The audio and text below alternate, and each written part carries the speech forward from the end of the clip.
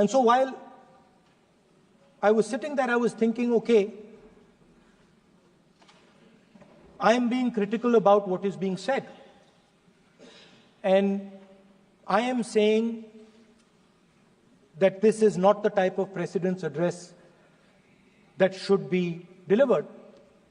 Well, the question came to my mind, what type of address would an India Gathbandhan government deliver? How would that address be different than the address we heard? Because it's no point me saying that it is a laundry list and then not providing an alternative idea. And so today I would like to lay out some dimensions of what an alternative address would look like, what the India Gathbandhan would probably focus on, and where we would lay emphasis. The future of this country is going to be decided by the young men and women of this country, the youth of this country. So I think anything we say has to be addressed to them, has to be spoken to them. The first thing in front of us, and this is something I'm sure the Prime Minister would accept, and pretty much everybody in this room will accept, is that even though we have grown fast, we are growing slightly slower now, but we are still growing. A universal problem that we have faced is that we have not been able to tackle the problem of unemployment. No, neither the UPA government nor today's NDA government has given a clear-cut answer to the youth of India about employment. I don't think anybody in this room will disagree with me. I'll give a little statistic for the Prime Minister. The Prime Minister, something I would agree with directionally. The Prime Minister proposed the Make in India program. I think a good idea. We saw the statues, we saw the functions, we saw the so-called investment, and the result is right in front of me. Manufacturing fell from 15.3% of GDP in 2014 to 12.6% of GDP today. That is the lowest share of manufacturing in 60 years. I'm not even blaming the Prime Minister, because I think it would not be fair to say he didn't try. I could say that the Prime Minister tried, and I think conceptually Make in India was a good idea, but it's pretty clear that he failed, because manufacturing went from 15.3% of GDP to 12.6%. So the first question that any alternative vision would answer to the youngsters of our country is, okay, what and how are we going to solve this problem of employment? Any country basically organizes two things. You can organize consumption, and then you can organize production. Modern way of saying organizing consumption is services. Modern way of saying organizing production is manufacturing. But there is more to production than simply manufacturing. For example, agriculture also is about production. Now, pretty much every government since 1990 has done a decent job on consumption, on organizing consumption. Which are the companies that organize consumption? Uber organizes consumption. Reliance organizes consumption. Adani organizes consumption. But we have, as a country, failed in organizing production. We have excellent companies that try to organized production. They are the Mahindras of this world. They are the Bajajs of this world. Part of Tata's organizes production, but the record of the country on organizing production is dismal. And essentially what we have done is we have handed over the organization of production to the Chinese. So this mobile phone, even though we are saying we make this mobile phone in India, that is not a fact. This phone is not made in India. This phone is assembled in India. All the components of this phone are made in China. The network that has produced this phone is made in China, is owned by China. So every time we use a phone, every time we wear a Chinese shirt, a Bangladeshi shirt, every time we wear a pair of Chinese sneakers, we are paying a tax to China.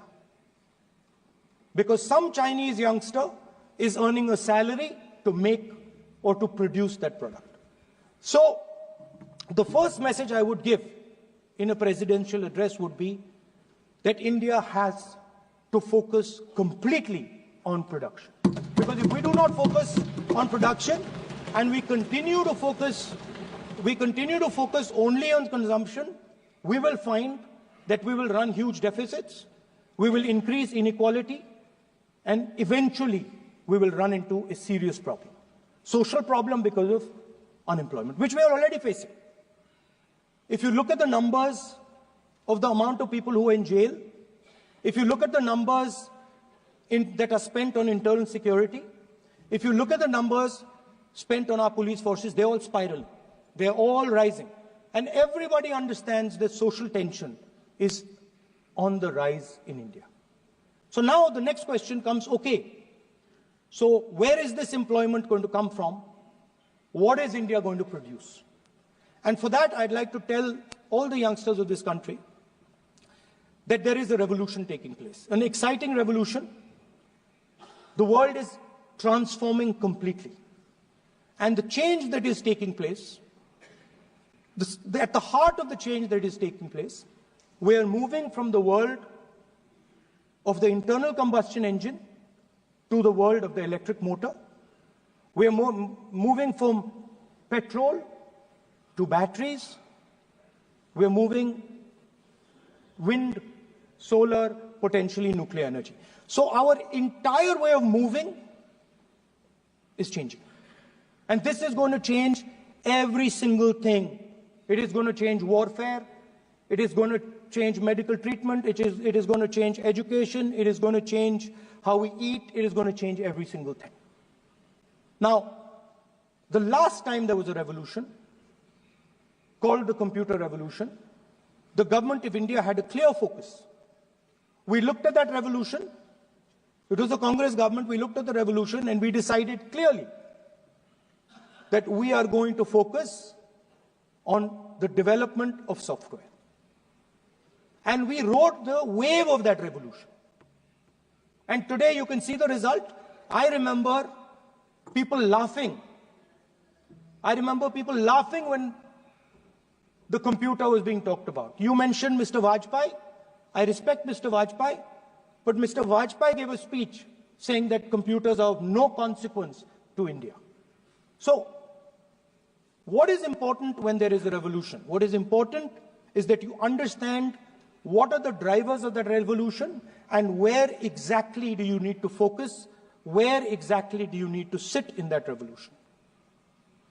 I said that this revolution is going to change everything.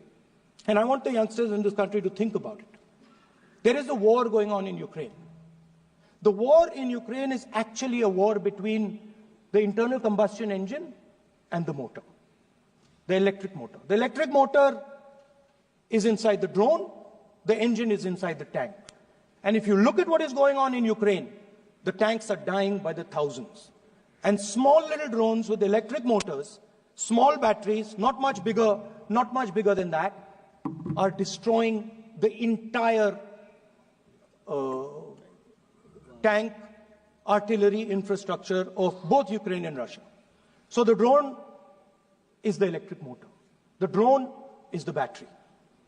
The drone also needs to see. So the drone is a camera. In the same way, electric cars. The electric car is a motor. The electric car is batteries.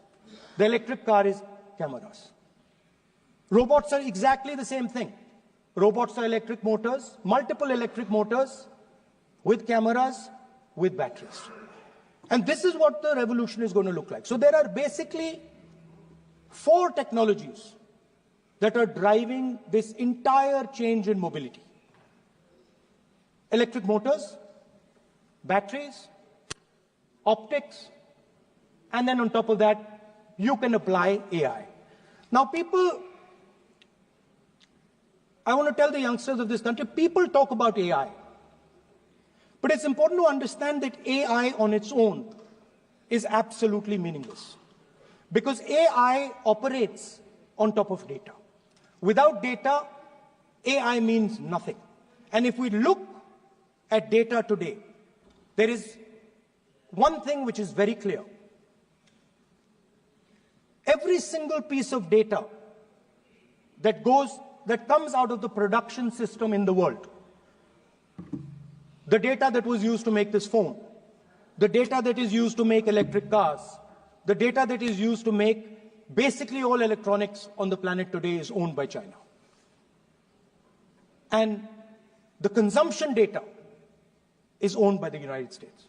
In China, the consumption data is owned by China, but in India, companies like Google, companies like Facebook, companies like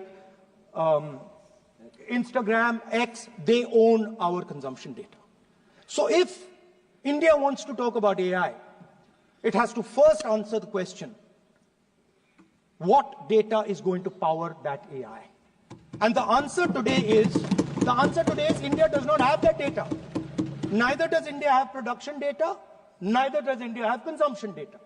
We have handed our consumption data to the big American companies, and the production data we don't have anyway.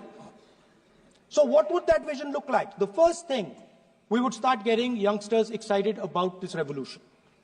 We would start to introduce the idea of a completely new way of moving, a complete revolution in how things move.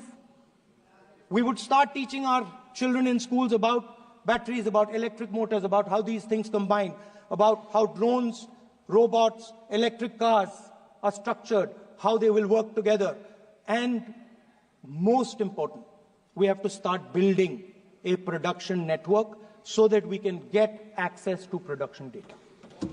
Now, what would we focus on? We would not give you a laundry list. China has at least a 10-year lead on India in this space. China has been working on batteries, robots, motors, optics for the last 10 years, and we are behind. So what would our president's address say to the youngsters? We will choose critical areas in each one of these technologies, and we will start to build capabilities in those areas. The second thing we would do, we would ensure that our banking system is not captured by 2 or 3 companies that basically do not allow you to build a production system. But our banking system is open, is dynamic, and is accessible to small and medium businesses and to millions and millions of entrepreneurs who want to take part in this revolution. Our foreign policy would take into account this revolution. When we talk to the United States, we would not send our foreign minister to invite our prime minister to his coronation. We would not send him 3 or 4 times, please invite our prime minister. Because if we had a production system and if we were working on these technologies, the American president would come here and invite the prime minister. So it is important to understand where Please.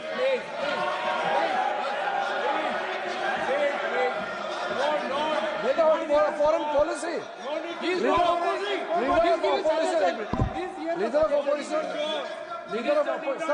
Leader of opposition cannot make such serious unsubstantiated statements. This is related to the relation between 2 countries. And he is making an unverified statement about invitation of the Prime Minister of our country. Is matter of our dignity. How can you make such kind of statement? He is leader of opposition, sir. He should be responsible in making such statement. Sir. LOP is giving us very positive suggestions. Why they are worried, sir? For the country, he is giving. Leader of opposition has the information from any official source. He must inform the House. If leader of opposition has the information, please inform the House. Okay. Who has told you that foreign ministers visited for the purpose which you have mentioned? You must specify it. So, I'm sorry that disturbed you, that question. I apologize for disturbing your peace of mind. It's okay. I've apologized. I've apologized for disturbing your peace of mind. I'm sorry. Apologize for lying to the House. ऐसा नहीं होता है. तो serious होना चाहिए leader of opposition को. कम से कम देश के मामले में तो एक हो. देश के मामले में तो एक वॉइस से बोलना चाहिए. ये गलत बात है. ये ठीक नहीं है. लीडर ऑफ अपोजिशन को इस तरह का बयानबाजी नहीं करना चाहिए. ये गंभीर विषय पर चर्चा चल रही है. So we would start by telling our young men and women that they have to be at the forefront of this revolution. We cannot afford that the Chinese are at the forefront of this revolution. Number one. Number two, we would ensure that the absolute best experts on these technologies would talk to our students, would talk to our youngsters, and guide them on what a future, on what these future technologies are going to do. We would make them partners in this revolution. Now, we talk about defense. And today, we have the Chinese. And the Prime Minister has denied it. And the army has contradicted the Prime Minister. It's true. The Prime Minister has denied it. The Prime Minister has denied it. And the army has disagreed with the Prime Minister that China is sitting on 4,000 square kilometers of our land, of our territory.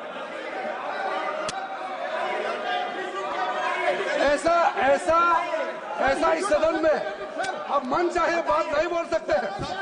ये बिल्कुल ठीक नहीं है sir. ये serious मामला है. आप foreign policy पे, बॉर्डर इश्यू पर आप अपना कैसे मजाक बात कर सकते हैं? अपना मन कहानी आप बना के बोल रहे हैं. ये तो बहुत सीरियस मामला है. विदेशी प्रतिपक्ष के नेता जो आप विषय बोल रहे हैं, जो विषय आप बोल रहे हैं, उसके तथ्यों को Let me speak. सदन के पटल पे रखना. आप पानी. अनुरोध है लीडर ऑफ अपोजिशन बोलिए, हम लोग शांति से सुनेंगे. ये आपका अधिकार है बोलने का, मगर आप मन चाहे ऐसा सीरियस इशू पे कैसे बोल सकते हैं? ये सीरियस मामला है. आप सदन में बोल रहे हैं, से बोलते हो, फॉरेन मिनिस्टर का बात करते हो, सीमा का बात ऑफिशियल वर्जन से अलग बात करते हैं. ऐसा मत बोलिए. ये देश के लिए ठीक नहीं है. आपको सीरियस होना पड़ेगा लीडर ऑफ अपोजिशन. ये गंभीर मामले को आप ऐसा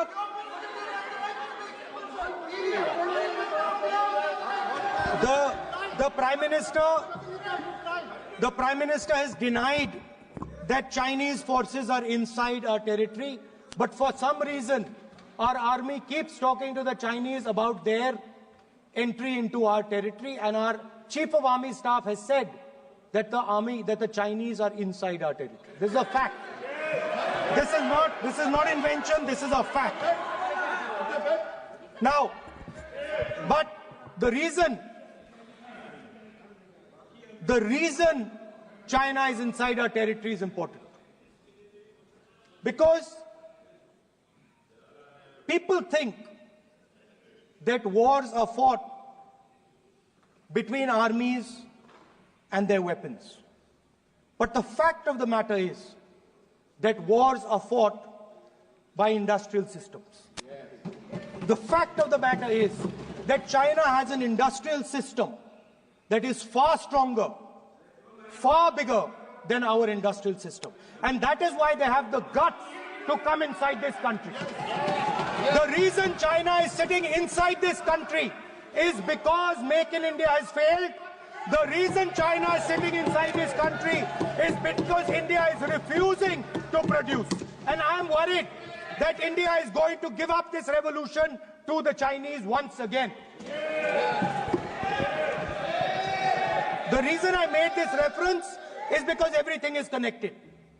If and when we fight a war with China, we will be fighting with Chinese electric motors, Chinese batteries, Chinese optics, and we will be buying Chinese motors, Chinese optics, Chinese batteries. It is a non-sustainable proposition. That is why for our security, for the future of our children, for the future of our country, we have to build a production system, and we cannot allow this revolution to go by. Now, the next step, we have a strategic partner called the United States. The partnership should focus on how India and the United States can work together to take advantage of this revolution. That is what the conversation should be on.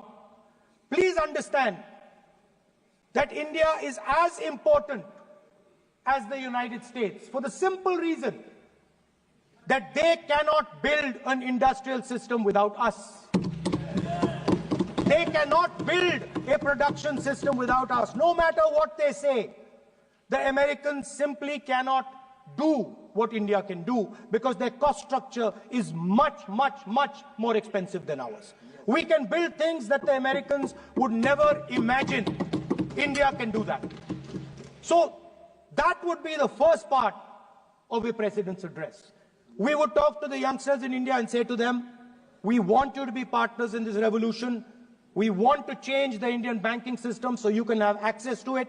And we believe in you, we trust in you, and we believe you can take on the Chinese. That's the first part. The second part would be about participation. We have done a caste census in Telangana. And what we have found is shocking. Almost 90% of Telangana is either Dalit, Adivasi, backward, or minority. Almost 90%. And I am convinced that that is the story across the country. I am absolutely convinced that the OBC population of this country is not one less than 50%, possibly 55%. 16% are Dalits, 9% are Adivasis, 15% are minorities. Last budget, there was a photograph. You remember the photograph? Of course. वो मक्खन बांटने वाली, हलवा बांटने वाली photo. मैं हैरान हो गया कि इस बार फोटो ही हटा दी. हलवा खिलाया मगर दिखाया नहीं किसको खिला रहे. Please. So at the center of any new development paradigm for this country, which runs parallel with the production paradigm I spoke of, which works together with the production paradigm I spoke of, is the participation of lower castes, OBCs, Dalits, Adivasis, in the wealth of this country. If we look at the largest corporates in this country, they're all owned. None of them are owned by OBCs. None of them are owned by Dalits. None of them are owned by tribals.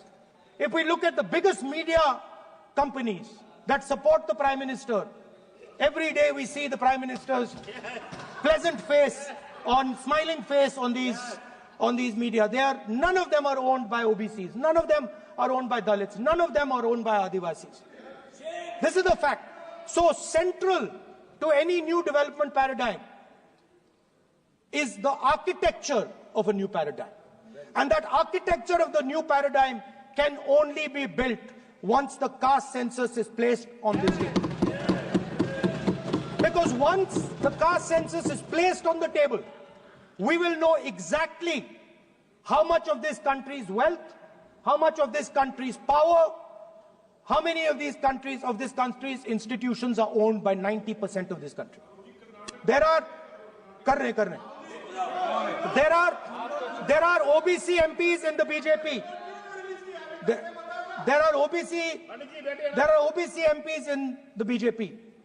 There are Dalit MPs in the BJP. There are Adivasi MPs in the BJP. Remember, you are OBCs, you have 50% of the population, and you have absolutely no power. I know that you're sitting there and you cannot even open your mouth. That is the truth of the country. प्रधानमंत्री का चेहरा आपको दिखाई नहीं देता है। जाति जनगणना, प्रधानमंत्री का चेहरा आपको दिखाई नहीं देता है। आर्किटेक्चर, अंधे हो गए, participation, revolution in this country that we are going to bring. ये अंधेरा हो गया है। पार्लियामेंट में ये कुछ दिखता नहीं है। सोनिया गांधी, प्रियंका, ये लीडर ऑपोजिशन को कुछ दिखाई नहीं देता है। ओबीसी बात करते हैं। So the idea is, Speaker sir, the idea.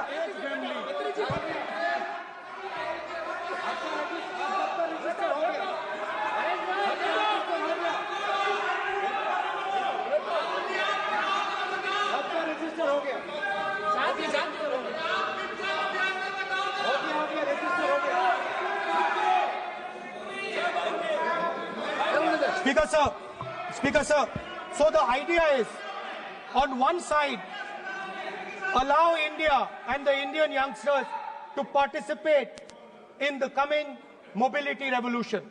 Allow them to participate in building robots, in building drones, in building electronic items, in building EVs.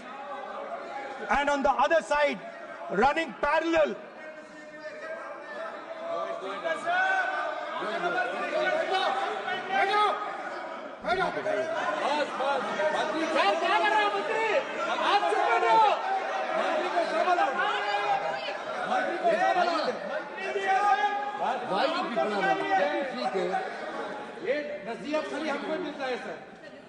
मैंने उनको ही मना The country, Speaker sir. ऐसा नहीं है। So, आप भी बहुत डिस्टर्बेंस करते हैं। Okay, Speaker sir. So parallel ideas. One idea: participate in the mobility revolution. Whether you're thinking of economy, weapons, production, healthcare, India should participate in this revolution. India should become the master of the electric motor, master of the battery, master of optics, and master of AI applied on top of that production system. Now imagine the power of AI when we apply it to the caste census. You imagine what we will do with AI and what we will do with the social revolution in this country when we start to apply AI on the data that we get from the caste census. So we are going to run a parallel track. On one side, participation, revolutionizing the participation of Dalits, OBCs, Adivasis in the ruling of this country, in the institutions of this country, in distribution of wealth of this country. And on the other side, parallel track, challenge the Chinese and participate in the revolution and defeat the Chinese in electric motors, batteries, solar panels, and wind. So that is the first two parts of any presidential election address that any India Gathbandhan leader would give you. The final, of course, we go back to the Constitution.